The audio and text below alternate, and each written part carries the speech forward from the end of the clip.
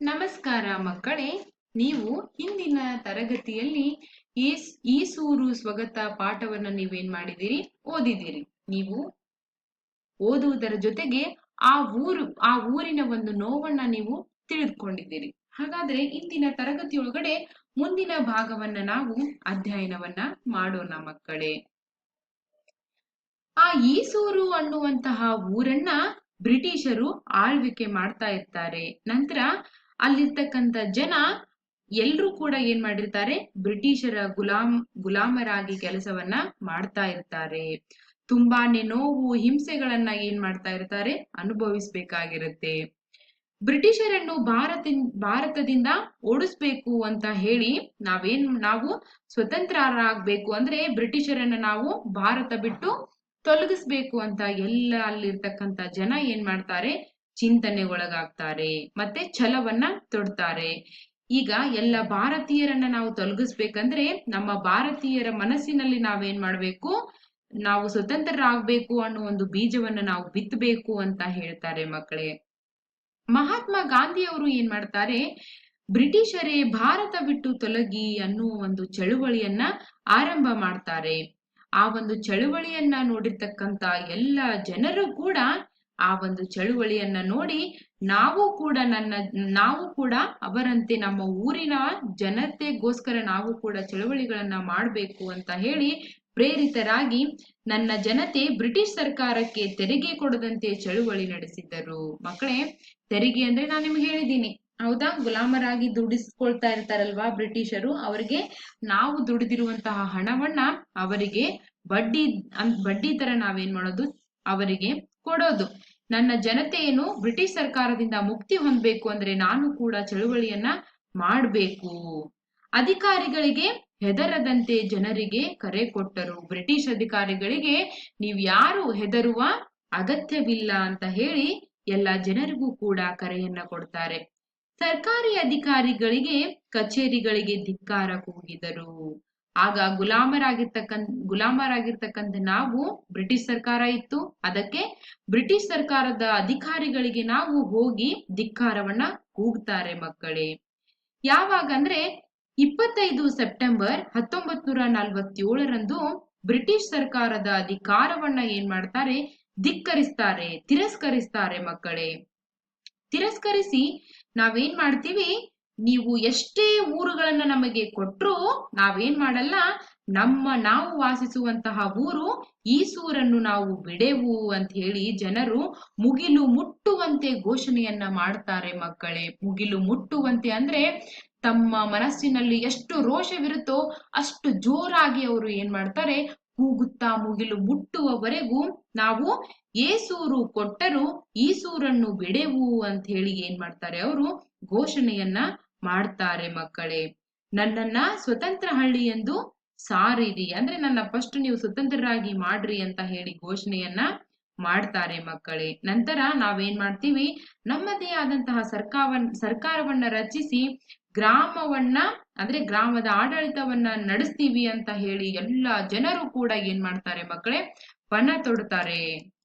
ಮುಂದೆ ಏನಾಯ್ತು ಚಿತ್ರವನ್ನ ಗಮನಿಸ್ಬೇಕು. ಹೋರಾಟಕ್ಕೆ ಹೋಗ್ತಾ ಇದ್ದಾರೆ, ಹೋರಾಟವನ್ನ ಮಾಡ್ತಾ ಇದ್ದಾರೆ. ಎಲ್ಲರ ಕೈಯಲ್ಲೂ ಕೂಡ ಒಂದೊಂದು ಸೂಚನಾ ಫಲಕವಿದೆ ಮಕ್ಕಳೇ. ಅಧಿಕಾರಿಗಳಿಗೆ ಧಿಕ್ಕಾರ ಧಿಕ್ಕಾರ, ಹೌದಾ? ಈ ರೀತಿಯಾದಂತಹ ಘೋಷಣೆಯನ್ನ ಬರೆದುಕೊಂಡು ಅವರು ಕಚೇರಿಗಳ ಹತ್ತಿರ ಮತ್ತೆ ಆ ಬ್ರಿಟಿಷ್ ಅಧಿಕಾರಿಗಳ ಹತ್ತಿರ ಏನ್ ಮಾಡ್ತಾ ಇದ್ದಾರೆ, ಈ ಒಂದು ಘೋಷಣೆಯನ್ನ ಮುಗಿಲು ಮುಟ್ಟುವವರೆಗೆ ಜೋರಾಗಿ ಕೂಗ್ತಾ ಇದ್ದಾರೆ ಮಕ್ಕಳೇ. ನಂತರ ಆ ಒಂದು ಏನು ಹೋರಾಟ ಮಾಡಿದ್ರಲ್ಲ ಅಲ್ಲಿಗದು ಮುಗಿಯುತ್ತೆ. ಮತ್ತೆ ಏನಾಗುತ್ತೆ, ಮುಂದೆ ಮರುದಿನ ಏನಾಗುತ್ತೆ, ಬ್ರಿಟಿಷ್ ಸರ್ಕಾರಿ ಅಧಿಕಾರಿಗಳು ಅಂದ್ರೆ ಬ್ರಿಟಿಷ್ ಸರ್ಕಾರಿಗಳಲ್ಲಿ ಕೆಲವೊಂದಿಷ್ಟು ಅಧಿಕಾರಿಗಳಿರ್ತಾರೆ. ಪಟೇಲ್ ಚೆನ್ನಬಸವಯ್ಯ ಮತ್ತು ಶಾನುಭೋಗ ರಂಗನಾಥ್ ರಾವ್ ಕಂದಾಯದ ವಸೂಲಿಗೆ ಈಸೂರಿಗೆ ಬಂದರು. ದಿನನಿತ್ಯ ಯಾವ ರೀತಿ ಕಂದಾಯವನ್ನ ವಸೂಲಿ ಮಾಡ್ತಿರ್ತಾರೋ ಅದೇ ರೀತಿ ಕೂಡ ಬ್ರಿಟಿಷ್ ಸರ್ಕಾರಿ ಅಧಿಕಾರಿಗಳಾಗಿರ್ತಕ್ಕಂಥ ಪಟೇಲ್ ಚೆನ್ನಬಸವಯ್ಯ ಮತ್ತು ಶಾನುಭೋಗ ರಂಗನಾಥ್ ರಾವ್ ಅವರು ಮರುದಿನ ಏನ್ ಮಾಡ್ತಾರೆ, ಕಂದಾಯದ ವಸೂಲಿಗಾಗಿ ಈಸೂರಿಗೆ ಬಂದ್ಬಿಡ್ತಾರೆ ಮಕ್ಕಳೇ. ಆಗ ಖಾತೆ ಕಿರ್ದಿ ಪುಸ್ತಕಗಳೊಂದಿಗೆ ಕಂದಾಯ ವಸೂಲಿಗೆ ಬಂದ ಅಧಿಕಾರಗಳನ್ನು ಹೋರಾಟಗಾರ ಯುವಕರು ವಿರೋಧಿಸಿದರು. ಅಲ್ಲಿ ಹೋರಾಟವನ್ನ ಮಾಡ್ತಾ ಇರ್ತಾರೆ, ಅವರನ್ನ ಏನ್ ಮಾಡ್ತಾರೆ, ಅವರು ವಿರೋಧವನ್ನ ಮಾಡ್ತಾರೆ. ಆ ಕಂದಾಯವನ್ನ ಕೇಳಲಿಕ್ಕೆ ಬಂದಂತಹ ಅಧಿಕಾರಿಗಳನ್ನ ವಿರೋಧಿಸ್ತಾರೆ.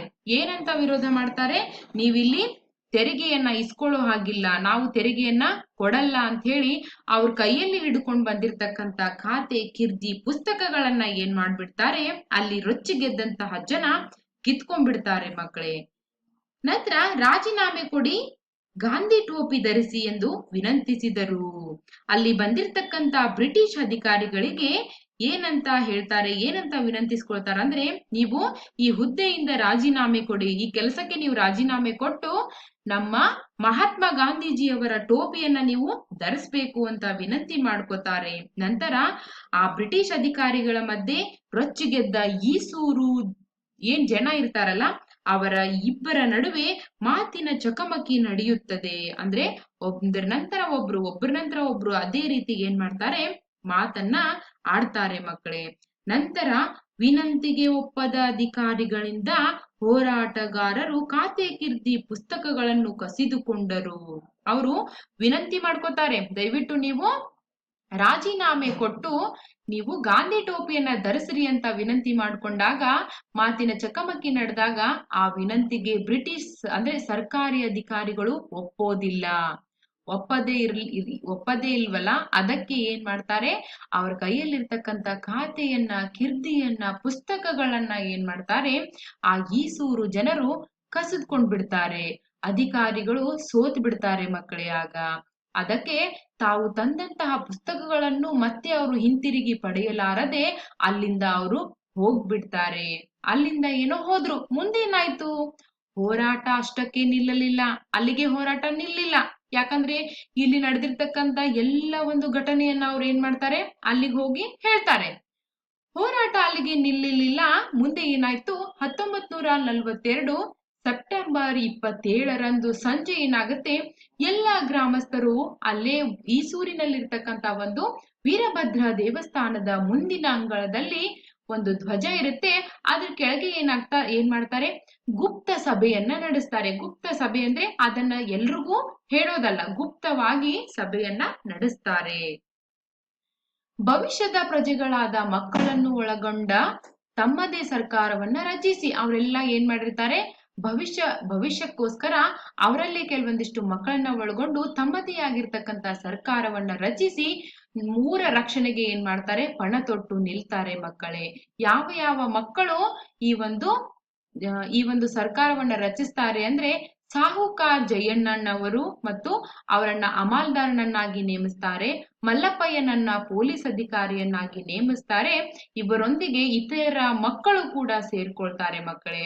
ಊರಿನ ಅಗಸೆ ಬಾಗಿಲು ಅಂದ್ರೆ ದ್ವಾರ ಬಾಗಿಲು ಅಂತ ನಾವು ಹೇಳ್ತೀವಲ್ಲ, ಆ ಬಾಗಿಲಿನಲ್ಲಿ ಬೇಜವಾಬ್ದಾರಿ ಸರ್ಕಾರಿ ಅಧಿಕಾರಿಗಳಿಗೆ ಈಸೂರಿನಲ್ಲಿ ಪ್ರವೇಶವಿಲ್ಲ ಅಂತ ಹೇಳಿ ಸೂಚನಾ ಫಲಕವನ್ನ ಬರೆದು ಆ ಒಂದು ಅಗಸೆ ಬಾಗಿಲಿಗೆ ನೇತು ಹಾಕ್ತಾರೆ, ತೂಗು ಹಾಕ್ತಾರೆ ಮಕ್ಕಳೇ. ಅಲ್ಲಿ ಕಚೇರಿಯನ್ನ ಅಲ್ಲೇ ಅಂದ್ರೆ ಊರಿನ ದ್ವಾರ ಬಾಗಿಲು ಏನಿರುತ್ತಲ್ಲ, ಅಲ್ಲೇ ಏನ್ ಮಾಡ್ತಾರೆ, ಒಂದು ಕಚೇರಿಯನ್ನು ಕೂಡ ಪ್ರಾರಂಭಿಸ್ತಾರೆ ಮಕ್ಕಳೇ. ನೀವು ನಮ್ಮ ಈಸೂರನ್ನ ನಾವೇನ್ ಮಾಡ್ಬೇಕು, ಕಾಪಾಡ್ಬೇಕು ಅಂತ ಹೇಳಿ ಈ ಎಲ್ಲ ಮಕ್ಕಳು ಕೂಡ ಆ ಒಂದು ಮಡಿಲಿನಲ್ಲಿ, ಆ ಈಸೂರಿನ ಮಡಿಲಿನಲ್ಲಿ ಅತ್ಯಂತ ಸಾಹಸದ ಕೆಲಸವನ್ನ ಇವರು ಮಾಡ್ತಾರೆ ಮಕ್ಕಳೇ.